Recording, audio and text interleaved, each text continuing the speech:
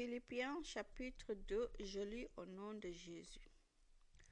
Le Christ s'est fait serviteur. Le Christ vous rend plus fort. Son amour vous donne du courage et son esprit vous unit.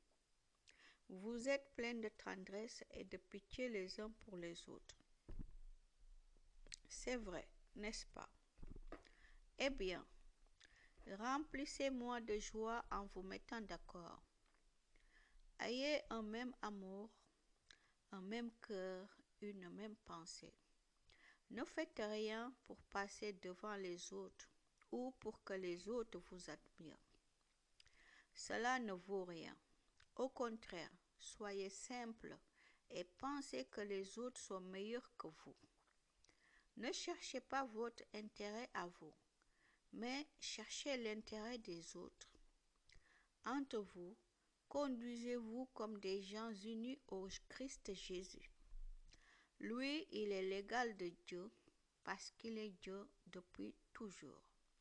Pourtant, cette égalité, il n'a pas cherché à la garder à tout près pour lui. Mais tout ce qu'il avait, il l'a laissé. Il s'est fait serviteur. Il est devenu comme les hommes. Et tous voyaient que c'était bien un homme.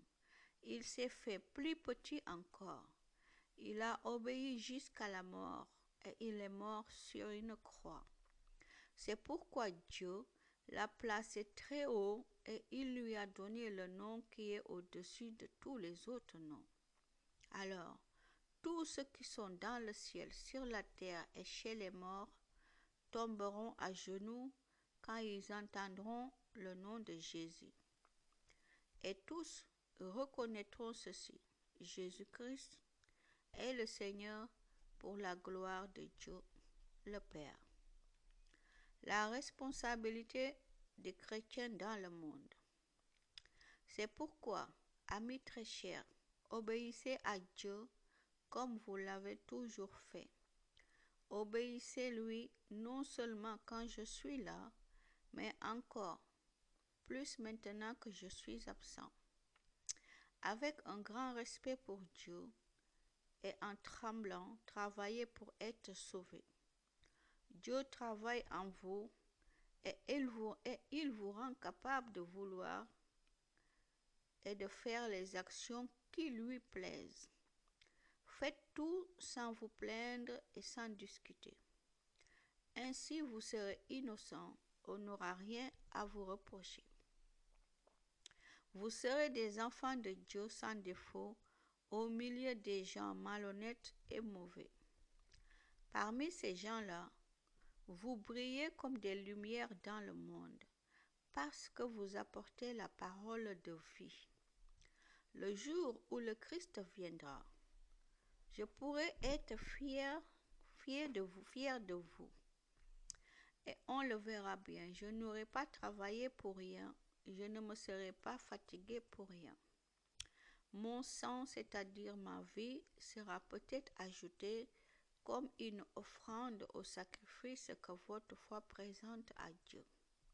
Pourtant, cela me rend heureux et je me réjouis avec vous tous.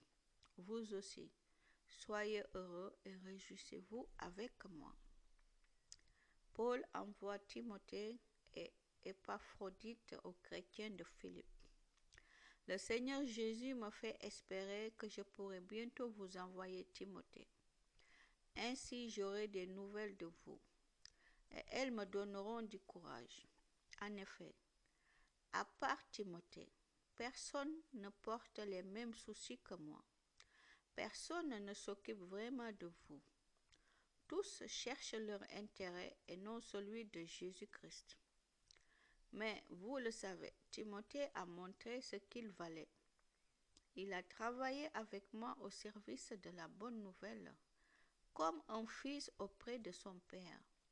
Donc c'est lui que j'espère vous envoyer dès que je verrai clair dans ma situation.